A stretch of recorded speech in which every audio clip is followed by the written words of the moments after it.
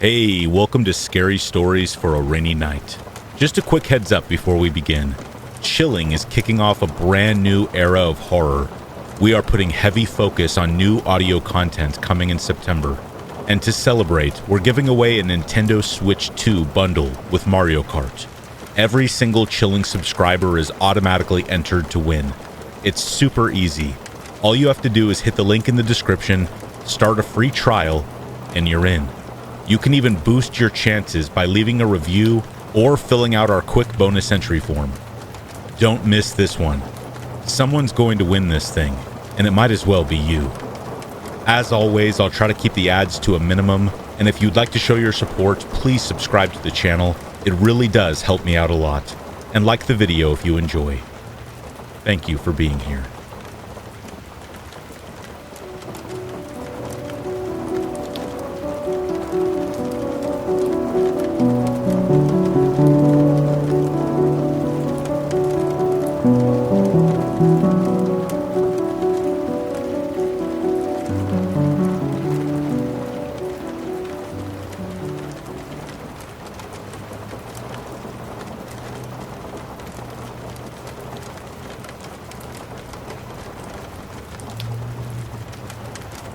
I live in the far north of Scotland, and disturbing things have washed ashore. For the past 2.5 years, I've been living in the far north of the Scottish Highlands. And when I say north, I mean as far north as you can possibly go. I live in a region called Caithness, in the small coastal town of Thurso, the northernmost town on the British mainland.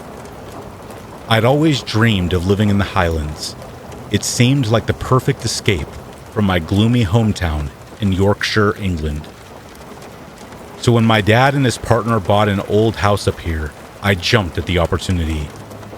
They told me about the seals and otters in the river, dolphins and orcas in the sea, and even the northern lights that sometimes painted the night sky. It sounded magical. But not long after I arrived, I realized this wasn't the idyllic retreat I had imagined. Living here, really living here, is nothing like a summer postcard. The cold, harsh coastal winds, the isolation, the strange energy in the air. This place doesn't feel alive. It feels like purgatory, and at times it feels cursed. That might sound like superstition, but I've seen things, disturbing things, that have washed up on shore, and each one has felt worse than the last. It started just a couple months after I moved here. I often explored the coastline with my dog, Macy, a small black and white border collie. One windy, rainy day, we followed a trail along the cliffs east of Thurso, beyond the ruins of an old castle. Down on the rocks, we came around a bend, and there, scattered across the bedrock, were dozens of dead seabirds. They were everywhere, as if they had fallen straight from the sky. I assumed they had crashed against the cliffs or had been swept into the sea by a storm. It felt eerie, like some kind of warning. I didn't want to press my luck, so I turned back. The next day, a woman with her young daughter and a dog that looked exactly like Macy, stopped me in the rain. She shouted across the road, warning me not to go toward the coast. There was a sign posted, warning about a bird flu outbreak. It was deadly to birds and contagious to dogs. I was immediately worried. Macy had sniffed some of the dead birds the day before. I thanked her and went to see the sign for myself. Sure enough, there it was, bright yellow marked with biohazard symbols. I turned around, uneasy, already fearing the worst. Thankfully, Macy was fine. But what stuck with me wasn't just the warning, it was the woman. Her dog was identical to mine. She had come from the path I was heading toward.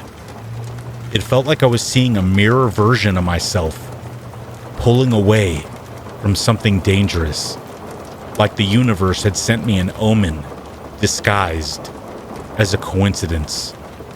A year later in the summer, Macy and I took a walk along Thurso's main beach.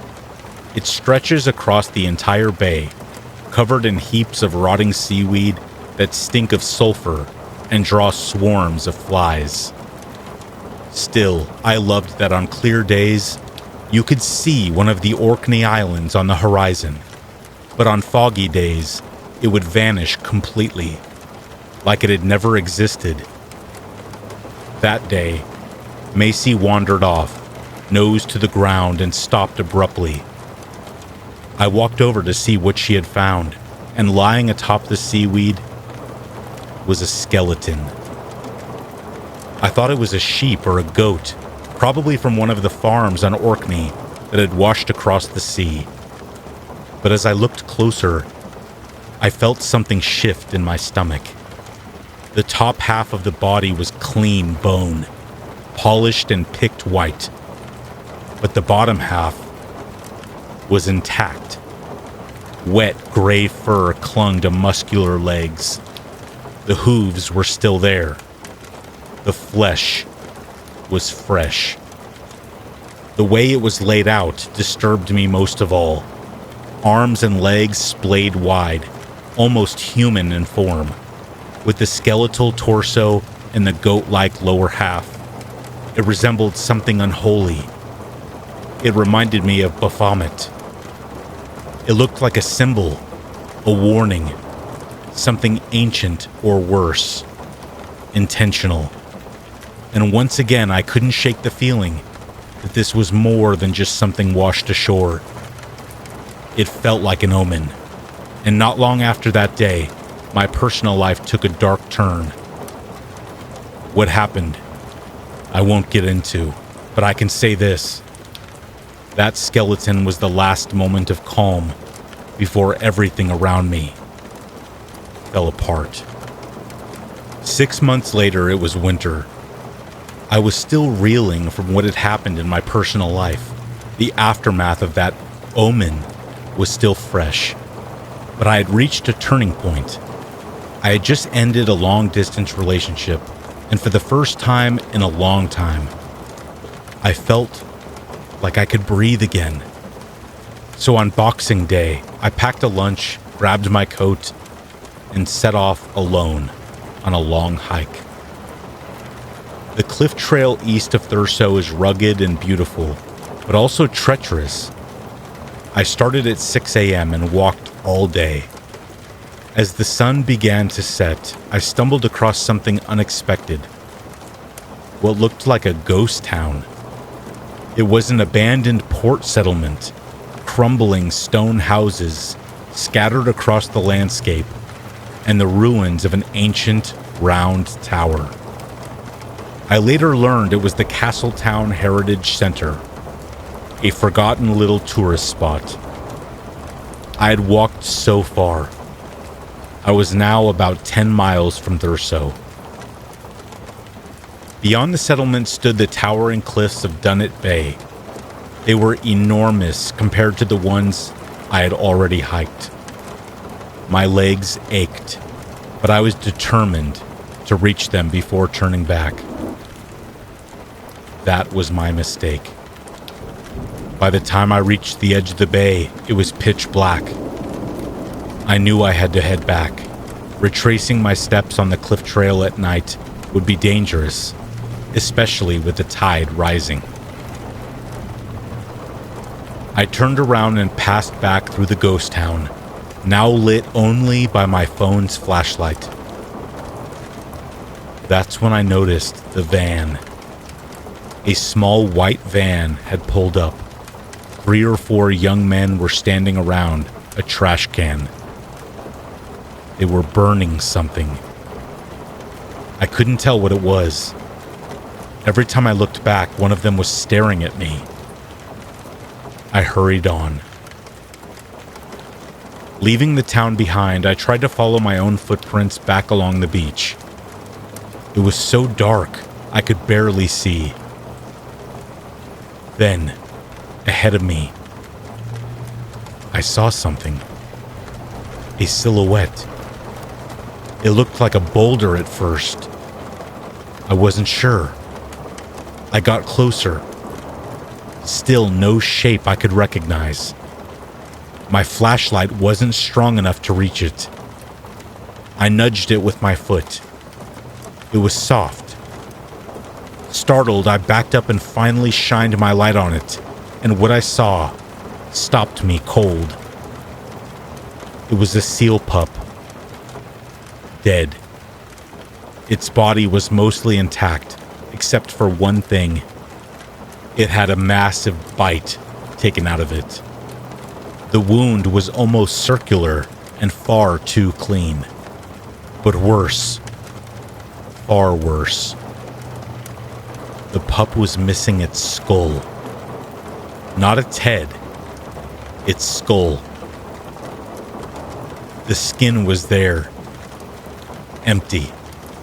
Like something had slipped the bone out from inside.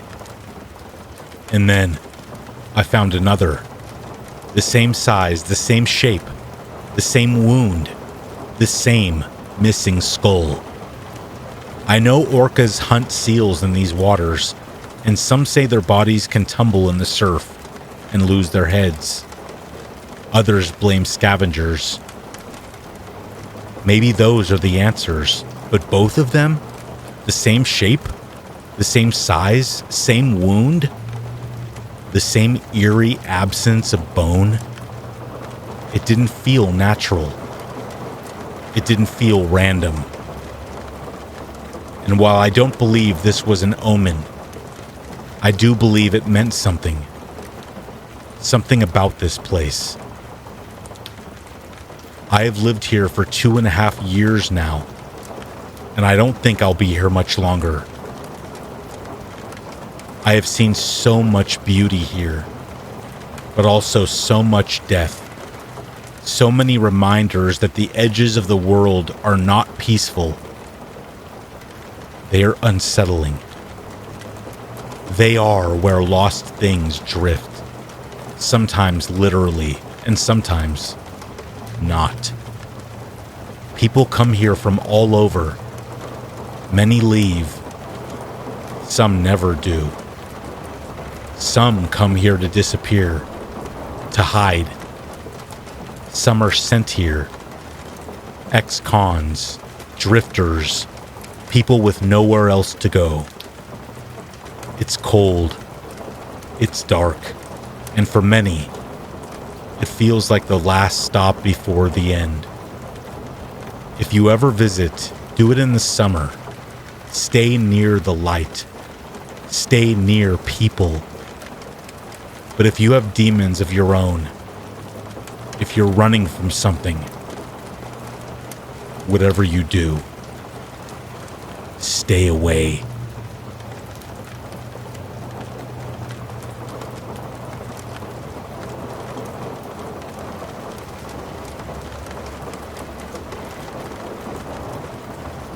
This just happened yesterday during church. My mom, my oldest brother, and I all consider ourselves to be discerning people. Not only in the sense of reading others, but in the sense of knowing if something is wrong spiritually. It affects us mentally, and we might feel anxious, fearful, or stressed when it happens. My family and I are not in any way new to the paranormal realm, and have many stories of encountering things. Shadow people, demons, ghosts, whatever you want to call them. It's never pleasant seeing one. I recall being told a story by my mom about a time when her and my oldest brother were watching TV in the living room together. When out of nowhere, a dark figure ran out from the hallway and ducked behind the couch. "Did you see that?" my brother asked. And that's when my mom realized she wasn't seeing things. But since my second oldest brother liked being silly and doing stuff like that to scare us or make us laugh, my mom called out for him. He was in his room. To shift back to what I said in my first sentence, and the main reason why I'm writing all this, here's what happened. Not too far away from the small town I live in is another small town with a church my family decided to check out one day. We've been searching for a church to continuously go to and possibly become a member of, and today was our second time going, and my first. We drove through gloomy weather for about 20 minutes before finally arriving. The main area was well lit with chandeliers hanging from a wooden ceiling, and we found our seats in an area of the room with an adequate amount of chairs to suit our family. My mom, Dad, and I sat in the 3 connected chairs. Then my 3 brothers sat on the 3 chairs in front of us.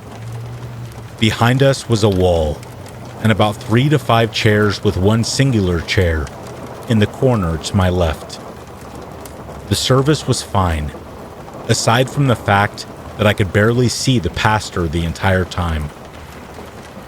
But I guess that's what happens when you sit in the back.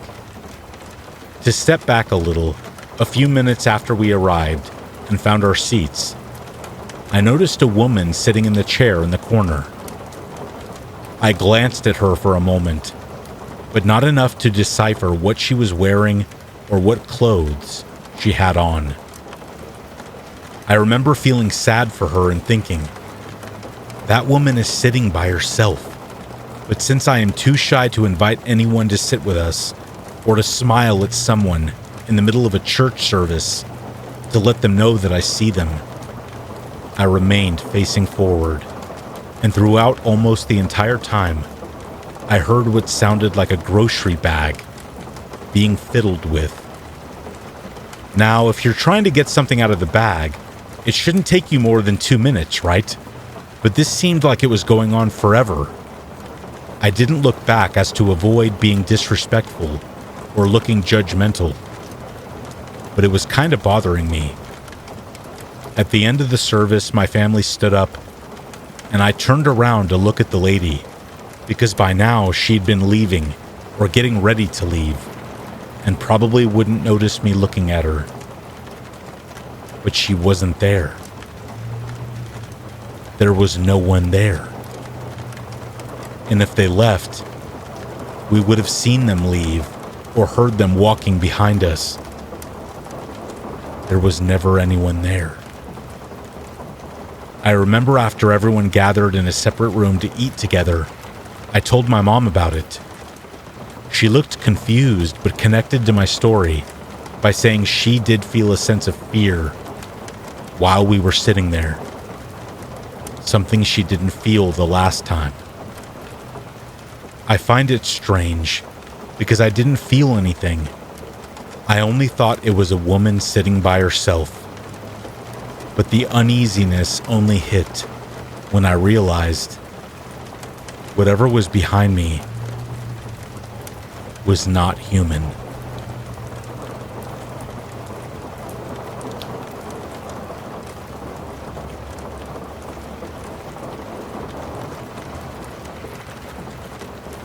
Lately, members of my family, including me, have been seeing things. Shadowy figures just out of view in the corners of our eyes. We only catch them for a split second before they vanish. And it's not new. Even before I was born, back in our old apartment, my family had moments like this. We've always had stories. Weird ones. It's made us wonder if something is following us, not tied to a house, but to us. Maybe it's not that every place we live is haunted. Maybe we're the ones being haunted. Maybe we have a second shadow. This past week, I've had a strange feeling. Not just fear, paranoia, like something's watching me. I know, it sounds cliche. I used to roll my eyes when people said things like that, but that changes when you feel it for yourself. When the only thing you hear at night is your bare feet on a cold floor, heading to the bathroom, when the silence feels too still. When you're walking down a hallway and suddenly, you feel like the space behind you is closing in. One night I was in the kitchen, washing dishes after dinner. The window in front of the sink reflects the hallway behind me. and I always used to check who's walking in. I was focused on finishing up. A few more plates, wipe the counters, head to bed. Then, out of nowhere, I felt this urge. Not fear, not panic, just a need to glance at the living room. I looked.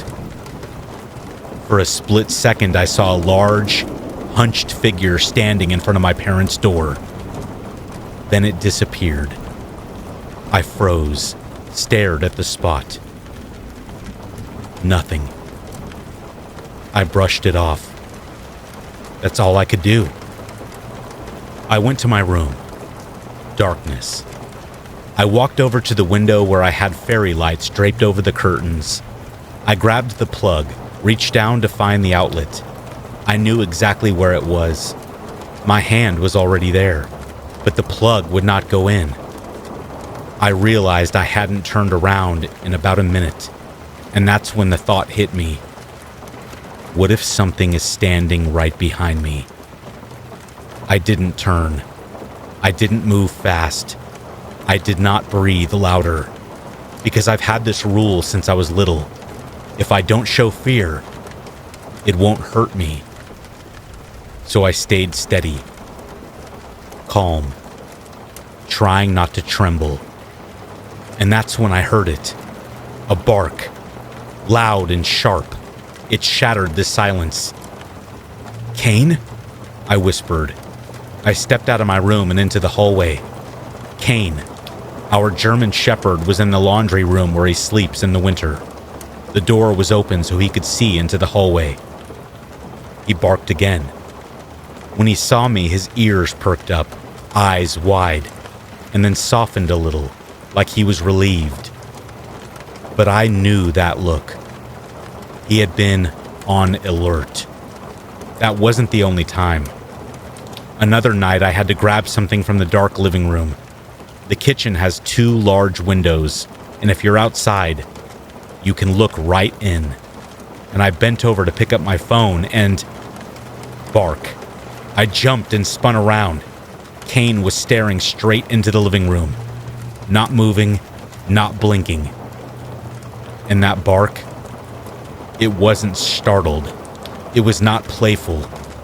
If you've had dogs, you know the sound. This was serious, protective, the kind of bark that says, something is in there. I don't like it, and I don't think you will either. It chilled me. Kane hasn't done it lately, but he has barked in the laundry room late at night, sometimes more than once, sometimes for no reason at all. I know some people believe dogs can see spirits, and I am one of those people, honestly. I'm not saying there isn't a logical explanation, but when it happens more than once, when you see something, and your dog sees it too, the idea of it being a coincidence starts to feel less and less likely, until eventually, there's only one explanation left.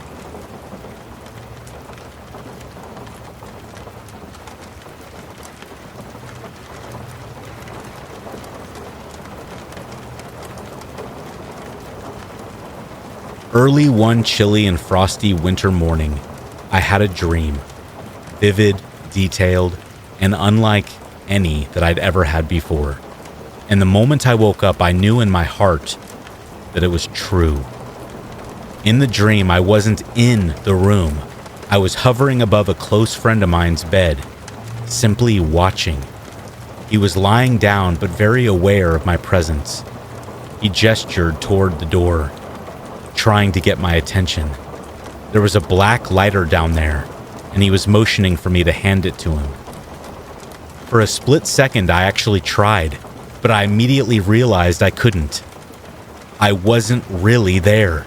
I was just a presence, watching. Even though we weren't speaking, we could somehow communicate. I told him I was sorry, that I couldn't help him, not physically. He tried to roll toward the edge of the bed to grab it himself, but it was like one whole side of his body just wouldn't work. He gave up, turned his head back toward me, and tried to speak. But his words were slurred, garbled. I couldn't make out what he was saying at all.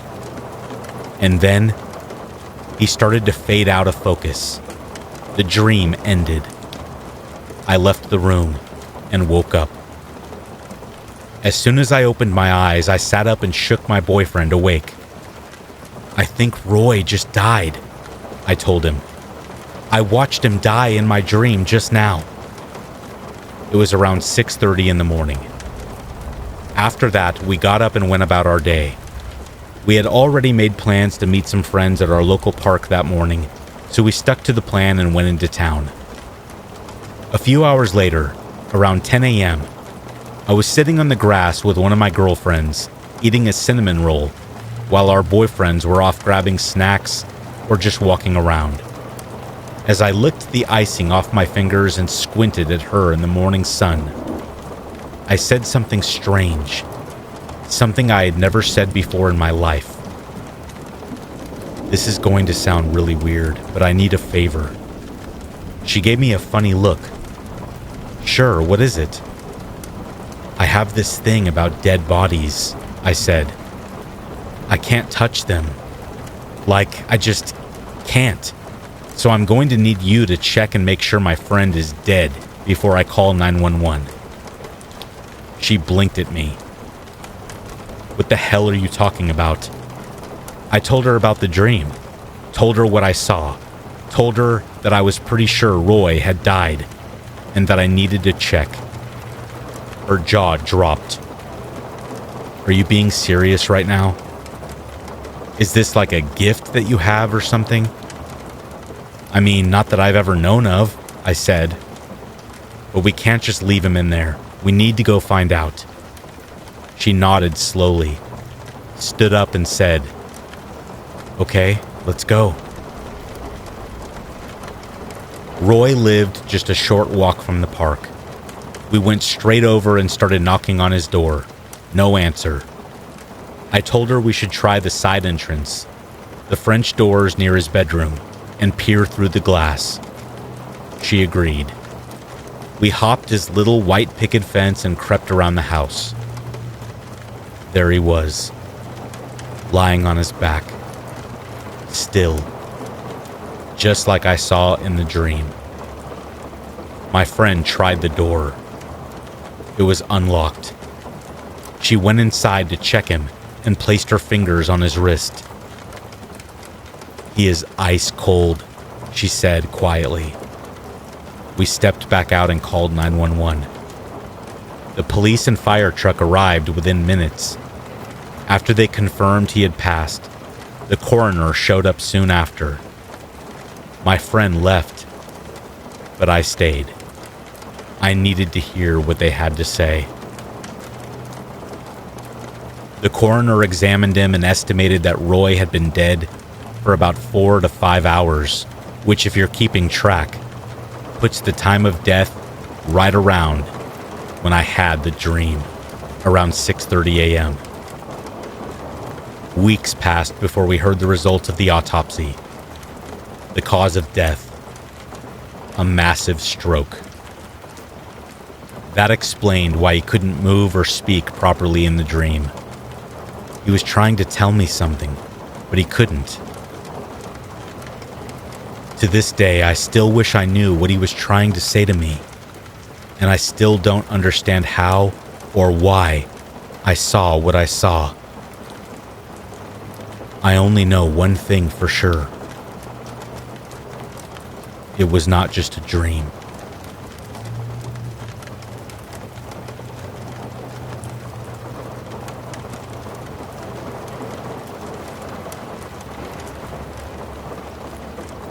I'm not sure what just happened or what I just saw, but I don't think I was supposed to see it.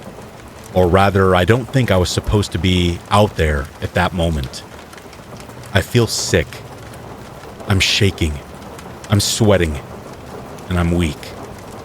I don't really remember how I got back inside, but my wife does. She's been filling me in. I've been laid off seasonally, and have been focusing on being home with the kids while my wife works. I'm an artist, so I fill in any spare time with commissions and do what I can to contribute. I know there's no shame in being a stay-at-home dad, but it helps me to know that I'm still helping financially. All in all, I love it. We have 2 kids under 2 years old, and things, believe me, get hectic. There's so much that needs doing that it's easy to fall behind. So my wife and I take turns. One of us focuses on the house and the kids, the other on work. You could call it traditional values. Then again, I'm a man, and I love what I do. It's not easy. Anyone who says staying home isn't a real job either doesn't have kids or has never done it themselves. You go into autopilot. Every quiet moment, nap times, snack times, short breaks, becomes a window to do chores or work. You never really rest. So when your partner walks through the door at the end of the day, it's like a wave of relief washes over you. That particular night, I was trying to get ahead. I spent the day deep cleaning and juggling the kids, hoping to earn myself an easier week. I hadn't really eaten much, and I hadn't rested at all.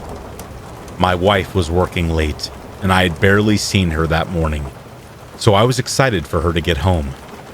I had fed the kids, tidied the house, and had dinner ready for both of us. The plan was to relax together. A quiet night. Just us. She got home. We put the kids to bed, and thankfully, they fell asleep quickly. For the first time all day, everything was still.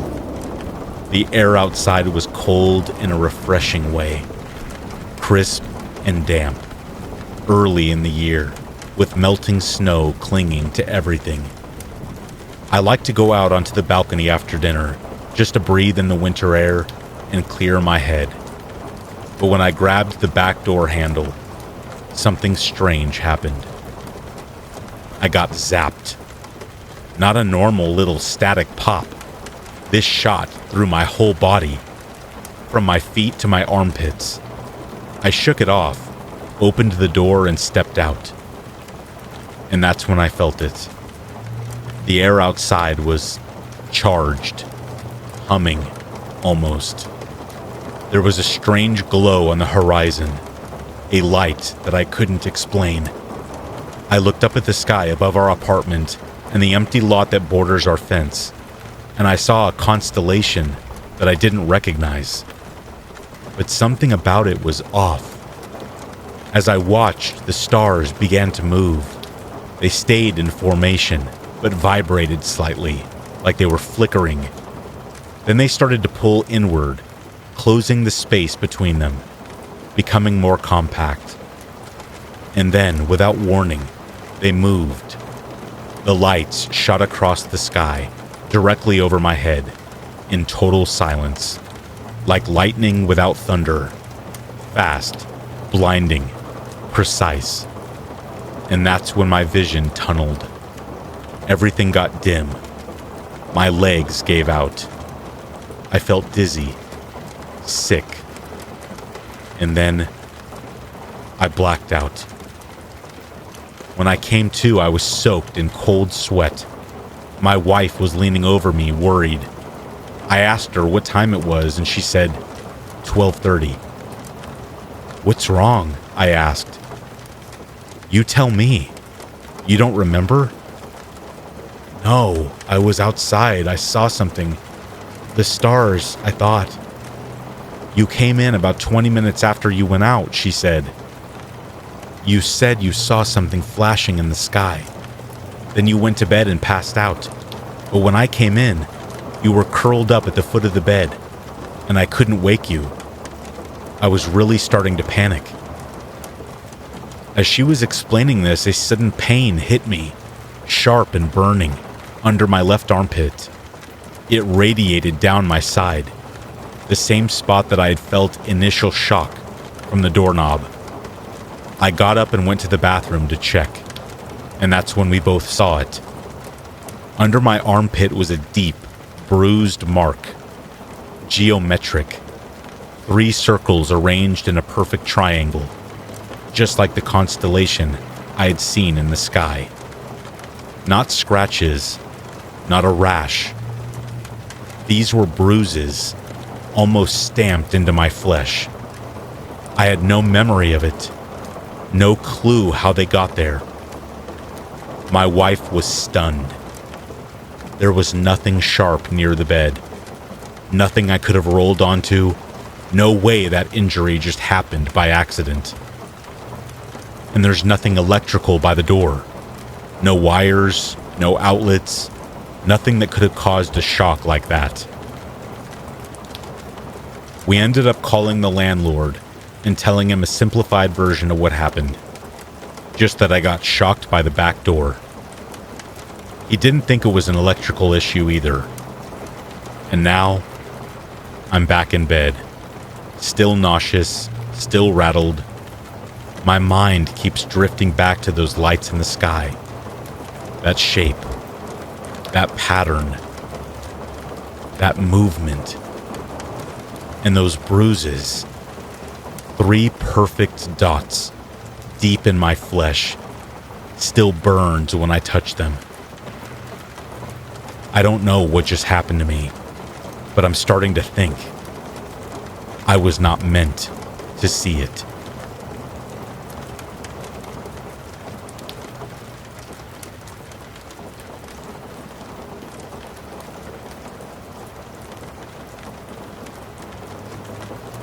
Brooklyn Farthing was born on August 26, 1994.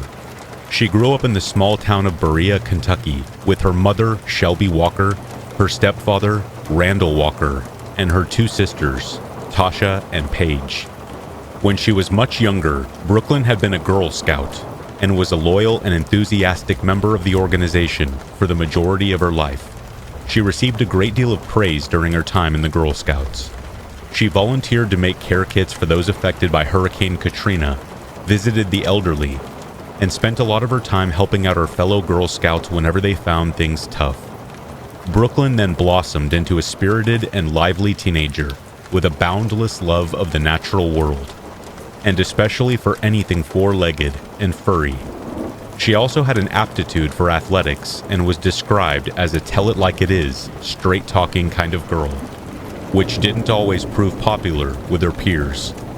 Brooklyn also had a huge passion for baking and would spend a lot of her nights baking chocolate chip brownies for the whole family. She was a very family and community-oriented person, and unlike a lot of girls her age, she actually seemed to enjoy spending time around her mom and dad, 2 loving parents who thought it was their duty to help pay for their girls' driving lessons and eventual tests. On June 21st, 2013, Brooklyn and Paige took their driving tests. While Brooklyn passed with flying colors, Paige failed spectacularly, something that became a bit of a running joke among the Walker Farthing family for the remainder of the day. That night, the family attended their grandfather's 70th birthday party. As he had been gravely ill in the months preceding his birthday and had only just made something of a miraculous recovery, the occasion was important to everyone in attendance, and a great deal of enthusiasm was shown by all. Just weeks ago, they thought the man wouldn't see his next birthday, but now here he was, celebrating as heartily as everyone else. After what was undoubtedly a rather subdued and emotional birthday party, Brooklyn and Paige attended another party on Red Lick Road, along with their cousin. This was a considerably wilder affair, given it was attended by teens in their age group, and there was rumors of there being a stash of booze at the party. According to Paige, her sister knew the majority of those in attendance, and was extremely excited to get to a much livelier party after hanging out with her grandparents. After drinking and dancing for a few hours, Paige and the cousin decided to leave sometime between the hours of 7 p.m. and 8 p.m. But Brooklyn, who had pre-packed her overnight bag, made plans to stay with a friend who was also at the party, so they could sleep off their hangovers from the judgmental gaze of Brooklyn's parents. Yet it came time to leave. Brooklyn was disappointed to hear that instead of sticking to their plan of a sleepover, her friend had her heart set on spending the night at her boyfriend's house. Naturally, this made Brooklyn rather angry, and an intense argument unfolded as a result of this impromptu change of plans. Other partygoers who witnessed the disagreement claim that Brooklyn was so annoyed that she ditched the party altogether. She had to catch a ride with two men she had never met before that night. The identities of those men are currently being withheld pending results of a police investigation. But what we do know for certain is that when questioned by police, one of the men said that they drove Brooklyn down to Floyd Branch Road, apparently to look at some horses. After that, the man giving the account was dropped back off at his house and didn't see either Brooklyn or his friend again. This other guy took Brooklyn home with him to a house located in the 100 block of Dillon Court, just off US Highway 421. As the house was actually in foreclosure at the time, there would have been no running water or electricity. At around 4 a.m. on June 22nd, Brooklyn called her sister Paige and asked if their cousin could come pick her up from the address at Dillon Court. But their cousin had been drinking heavily and was in no fit state to be driving. So Paige had to pass on the bad news that her sister didn't have a ride home that night, which obviously put Brooklyn in a very awkward situation. She could either call her mom, waking her up and making her drive all the way out to Dillon Court, and possibly having her discover that she had been drinking, or she could contact her ex-boyfriend and get a ride home from him instead. Obviously, to Brooklyn, the first option was completely unthinkable, but her ex was working that night, and it would be a couple of hours before he could drive out to pick her up. But it seemed Brooklyn was so terrified of being caught drunk that she chose to simply wait it out in a dark, foreclosed home, shacked up with a total stranger. By the time Brooklyn's ex finished his shift and he was able to get back to his phone, he found he had received several messages from her. He opened up the text thread to see that her longer, more drawn-out texts had cut down to just a few words time after time. Her messages said things like, "Can you hurry? Please hurry up," and "I'm scared." But on the drive over to Dillon's Court, Brooklyn's extremely worried ex-boyfriend received yet another message that simply read, "Never mind, I'm okay. Going to a party in Rockcastle County." Her ex tried to call multiple times, but she wasn't answering her phone. He then sent her a text asking who she was with, but Brooklyn didn't reply. In fact, she would never reply to anyone's text or calls ever again. Later that day, on June 22nd, Brooklyn had made plans to attend a car show in Somerset, Kentucky, with a few of her friends, but she never showed up and wasn't replying to texts or calls. It wasn't like Brooklyn to miss a car show, so naturally her friends were deeply concerned, and instead called Paige in the hopes that she would know where her sister was. But Paige had no idea that Brooklyn hadn't made it home that night, and when she learned the news, she began to panic. After calling to tell their mom that Brooklyn might be missing, Paige began to frantically call around her friends, trying to learn the names of the two guys who gave Brooklyn a ride. Luckily, she got a hold of one of their numbers and managed to actually speak to the guy whose foreclosed house she had gone back to after looking at horses. He was open about the fact that he had been at the party that night, and he even admitted to giving Brooklyn a ride back to his place. But after that, his story began to get a little weird. He said he had left her alone in a house with no running water or electricity because she had felt uncomfortable sleeping with him, apparently having only recently broken up with her ex.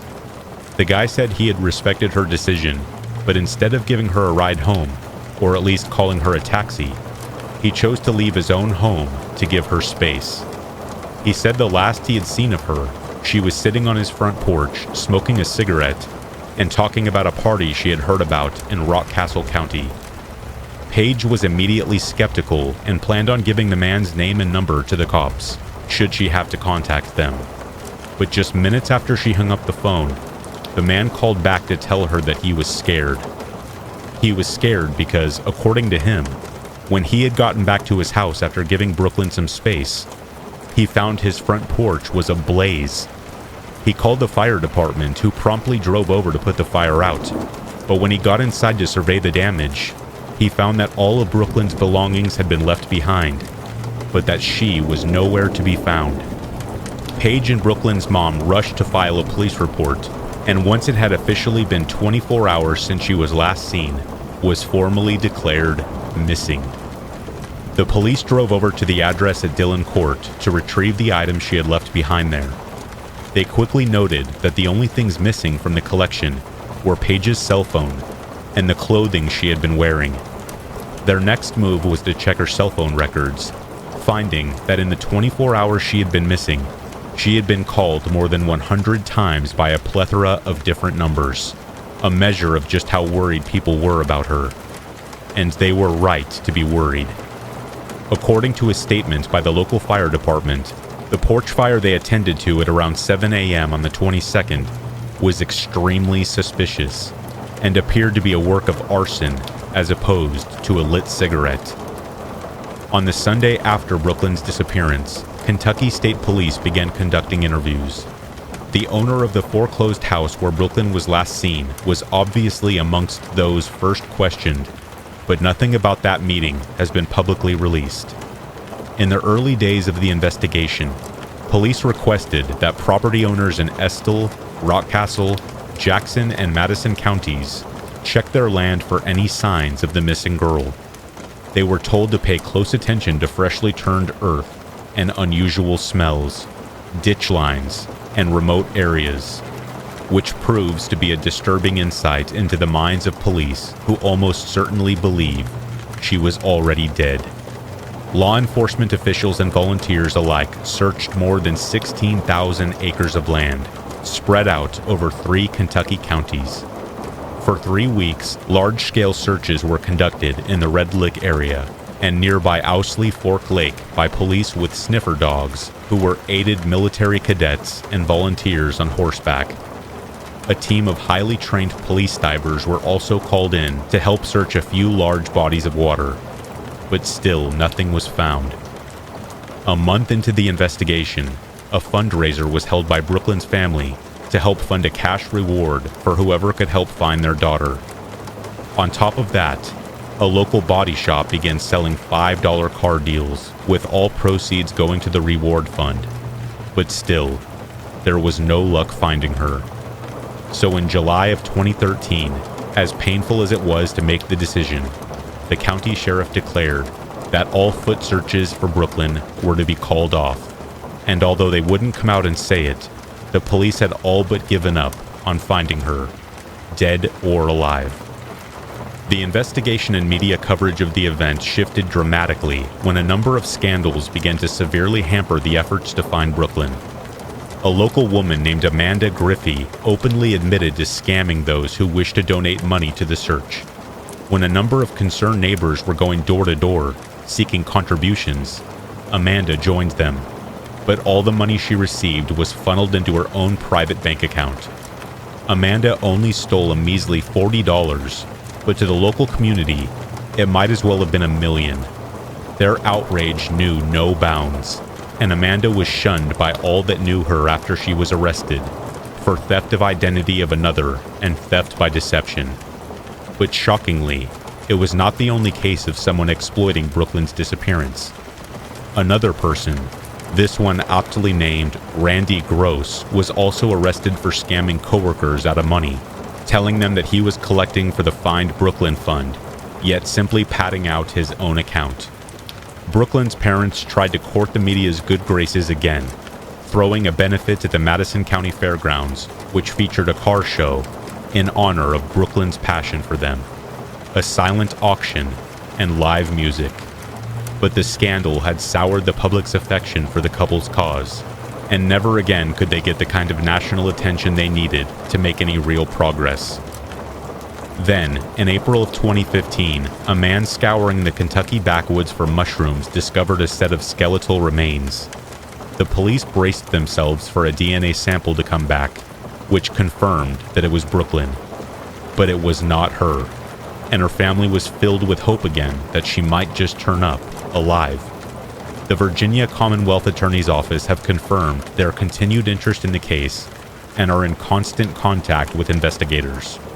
They claim that a dedicated team have followed countless tips and examined the case file for things that might have been missing, or overlooked during the initial investigation, and they say that all tips continue to be followed up on.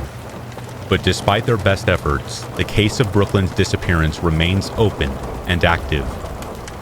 Perhaps the most terrifying thing is that police seem to believe that someone in the local community has information as to what happened to Brooklyn, but whoever made her vanish might actually still be living among them. But even with a $14,000 reward being offered for information leading to her return, or the capture and conviction of those responsible for her disappearance, police are still no closer to getting any definitive answers. No answers, but plenty of theories, most of which revolve around the idea that Brooklyn was kidnapped sometime after 4 a.m. She was not depressed, and according to her family, had no reason to run away or walk out on her life. In their eyes, the only reason she could now be missing is if someone had taken her. Police have talked publicly of their deep suspicion that the final test sent to her ex, the one that mentioned the party in Rockcastle County, was faked and sent by someone else, and that since her belongings were left at the Dillon courthouse, it must have been the place she was taken from. But whether or not the homeowner has anything to do with it is an entirely different question. He did indeed leave Brooklyn alone, in the dark, in a home with no power or water. But does that mean he called someone in to kidnap her in an effort to detach himself from the crime?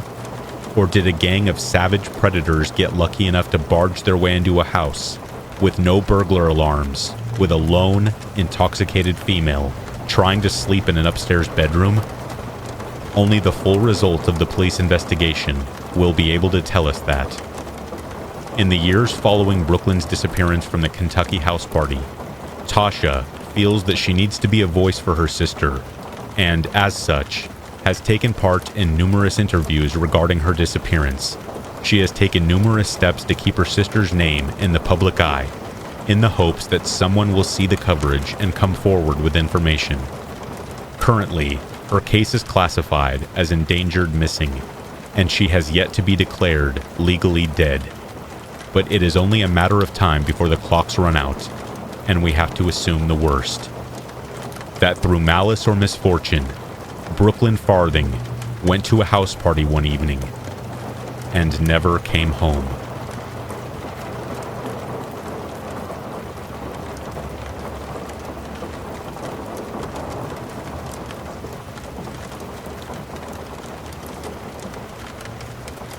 Back when I was in my early 20s, I met a girl who set my entire world on fire.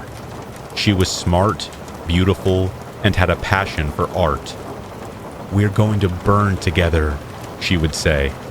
Not in the literal sense, of course. It's just that the romance we got swept up in was without a doubt the most intense thing I have ever been involved with in my entire life. It was like a wildfire, just burning out of control. Nothing had topped it before, and nothing has topped it since. But let's just say that neither of us was in a particularly good place in our lives, and as passionate as the relationship was, it wasn't exactly healthy for the most part. She was very, very possessive, and I'm not going to lie, I thought that was kind of hot at first, but that got really old, really fast, and her behavior started to cause arguments between us. She would explode at the mention of any other girl. I once mentioned something to do with my sister, and she immediately interrupted to accuse me of being unfaithful. Even after I explained that the girl I was talking about was my sister, she stayed mad. It just defied all logic. But I was in love, so I stayed with her. So we're together for 17 and a half months, and that time included some of the best and worst moments of my life so far. But in the end, the bad started to outweigh the good, and faced with another Valentine's Day with her, I decided I couldn't do it anymore. I made the decision to break up with her, and as you might imagine, she did not take it very well at all. At first, she was in complete denial, saying there was nothing wrong with our relationship, and she had no idea why I was breaking up with her. Then she got angry, like really angry, started throwing around accusations and threats, none of which I thought she was capable of acting on. Then came the tears and the final acceptance. By far the hardest part for me. She was crazy, but I didn't think she was a bad person. And it sucked to have to hurt her like that. She insisted on staying in touch, maybe staying friends or something, but I had to go no contact. It was the only way that we would really get over each other. I felt like a monster, but I did it anyway. About a month goes by, and I'm sitting in my apartment, alone on Valentine's Day. I'm sort of over this girl, but I'm also sort of not. And with it being Valentine's Day, I'm thinking about her a whole lot. So when my phone buzzes and I see it's a text from her, I'm like rushing to see what it says. I had deleted her number, but you know when you always just remember the last 4 digits of someone's number? Yeah, that. So all this message says is, we were supposed to burn together. And that just kind of broke my heart right there. I thought about calling her, maybe try and patch things up. And in retrospect, maybe that's exactly what I should have done. But in the moment, I just tried to stay strong and stick to the no contact rule. I tried to take my mind off stuff, stayed away from all the romantic movies and Valentine's episodes that the TV networks were trying to force down my throat. But still, I just couldn't shake the lonely feeling I had. So later that night, I'm kinda drunk, just sitting on the couch, when my phone buzzes again. I just know it's her, like I knew it in my gut. And surprise, surprise, it was. I debated just quickly clearing the notification and then ignoring the message, but my curiosity got the better of me, and I found myself reading it. I knew the first line said, "We were supposed to burn together," again from the notification. But only when I opened up the whole thread did I see that underneath the first part, it said, "But now you're going to burn alone." Again, hit me right in the feels. It was clingy, I know, but at the same time, you can't even deny how poetic that is. Poetry. That's all I thought it was. Just that old metaphor we used to share. But I didn't think she would take it as far as she did. I didn't think she meant literally burn. Because sometime after, I'm on my couch, and I start to smell smoke. I go through the stages of thinking I've drunkenly forgot that I'm cooking, then thinking the neighbors are burning food on accident, then thinking someone is making a campfire outside or something. Just pure denial, really, not wanting to believe that the apartment building was actually on fire. Then the fire alarm starts going off. I rush downstairs in no shoes or socks, just a pair of shorts and a tiny shirt, and run out the back of the building to the fire assembly point. And on the way, I see smoke billowing out from under the door of the apartment below me. Minutes later, a fire truck is parked up outside the apartment building, spraying water into the apartment below mine, which had been absolutely scorched. It was one of the most surreal experiences of my life. These firefighters are asking me if I'm okay, if I need one of those foil blankets. It was February, and it was freezing outside, and all that could come out of my mouth is I know who did this. One of them tells me to get in touch with the police if the cause of the fire was criminal. So I did, because like I said, I had a really good idea of who set that fire in the first place. I wasn't quite sure how she had done it, but having my ex-girlfriend text me, "You're going to burn alone," and then all of a sudden there's a house fire, that was no coincidence to me. No coincidence at all. Over the next couple of weeks, I had to go and stay in my mom's place while some renovation work was undertaken at my smoke-damaged apartment. But I did get in touch with the police, who thanked me for the tip and said they would get back in touch if the cause of the fire was found to be arson. Only it wasn't. They called a little while later to say that a fire department investigator had determined that some faulty wiring was to blame for the blaze, and so they wouldn't need any testimony from me. I brought up the text messages my ex had sent me, how her words seemed to precede the fire in a way that was just too apt to be coincidence.